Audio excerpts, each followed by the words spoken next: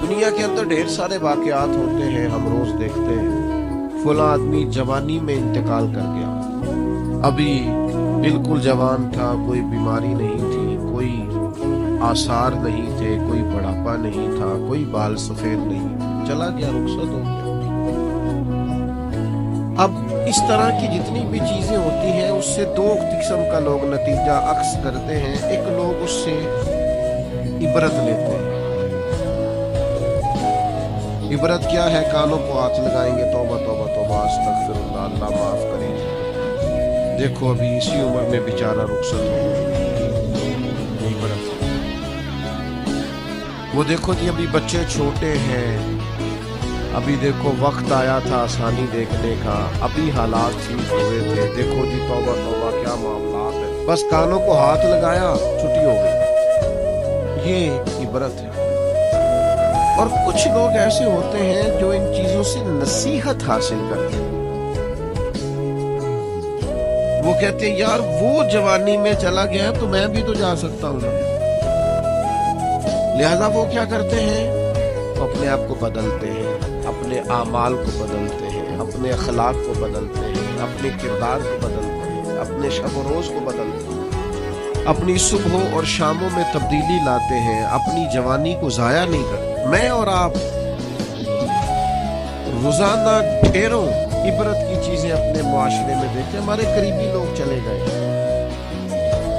ہم نے ان کے جانے کے بعد کہا یار دیکھو زندگی کا بھروسہ کوئی نہیں، کل یہ بندہ ہمارے ساتھ تھا، آج بھروسہ کوئی نہیں، پتہ نہیں کیا ہوگا، یہ عبرت ہے۔ تو توبہ توبہ کی، پھر اسی کام لگ گئے غافلوں والے۔ لیکن اگر موعظۃ للمتقین پر عمل ہوتا تو پھر ہم کیا کرتے؟ پھر ہم کہتے یار اگر وہ چلا گیا ہے تو بیٹھے میں نے بھی نہیں رہنا، جانا مجھے بھی پڑے گا، لہذا تیاری کرو۔ عبرت اور نصیحت اس میں فرق ہوتا ہے۔ ہم چیزوں کو بطور عبرت دیکھ تو لیتے ہیں پر ان سے نصیحت حاصل نہیں کرتے۔ ہمیں نصیحت حاصل کرنی۔ قرآن مجید فرقان حمید کے اندر بہت ساری قوموں کے احوال اللہ نے بیان فرمائے۔ کس لیے بیان کیے؟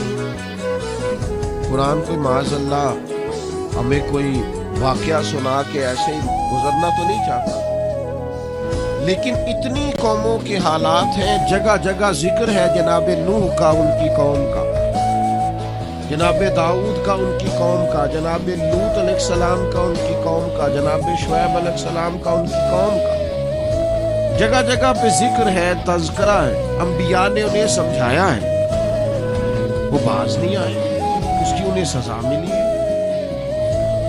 جناب شعیب علیہ السلام کی قوم ناپ تول میں کمی کرتی تھی، یوں سمجھ لیجئے کہ جتنے پیسے لیتی تھی اتنا مال نہیں دیتی تھی، اللہ نے عذاب دیا انہیں۔ ہم نے قرآن مجید کے اندر اس واقعہ کو پڑھا، اس حالت کو دیکھا، اب جب ہم نے وہ عذاب والی چیزیں پڑھی نا، ان پر عذاب آیا، وہ چیخ کی آواز آئی زوردار،